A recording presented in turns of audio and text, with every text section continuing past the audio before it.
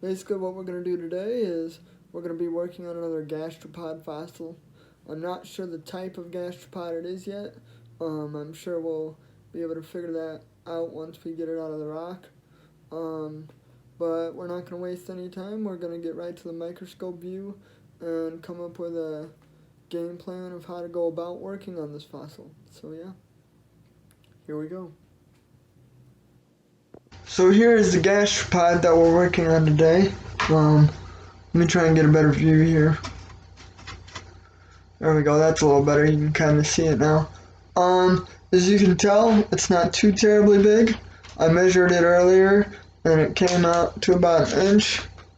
We'll remeasure it just to make sure here.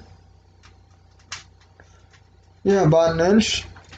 So yeah, not too terribly big, not too small though. You can see that it dives down into the rock. That may cause us issues later, getting it out in one piece, but we don't know until we try.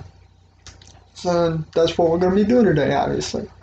Another characteristic about this fossil here that makes it a bit interesting, as you can see, it's got almost like a dome or a shell around the outside of it. And if I can focus the camera here, you can tell that the grain is different, whereas the shell on it is more of a coarse grain, where the gastropod itself is more of a fine grain. That can mean a few different things, being that they're two separate fossils, or maybe they're all one, I'm not sure. There is a little separation between the two, but not much. So we will find that out later as we get into the fossil. But that's basically it about this. You can see that the rock itself isn't too big. The fossil itself is right there, so it kind of gives you a estimate, but it fits nicely in the hand, which is good. Makes it easier to work on. As always, we're using the pin pusher. Works really good, as I've always said. Something that is a little different is instead of using it up close right away, what we're actually going to do is we're going to move a little further away from the fossil and start breaking it off from there.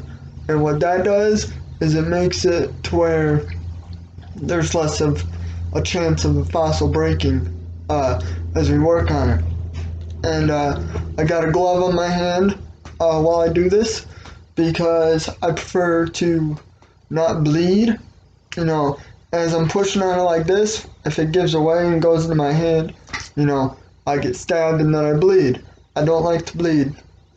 I like my blood to stay inside my body, as most people do. So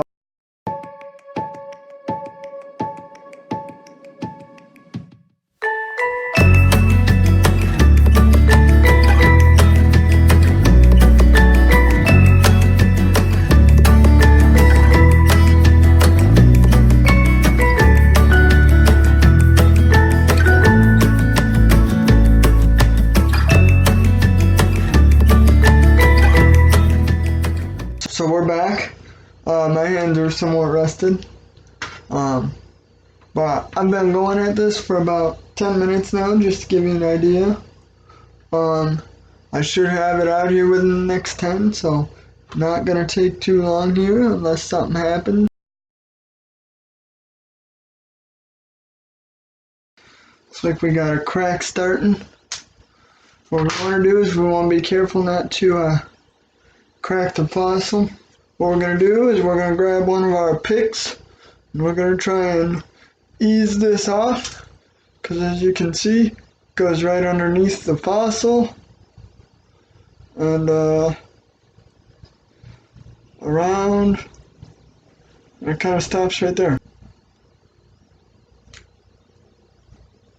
Oh yeah, that came out real nice. There's the fossil.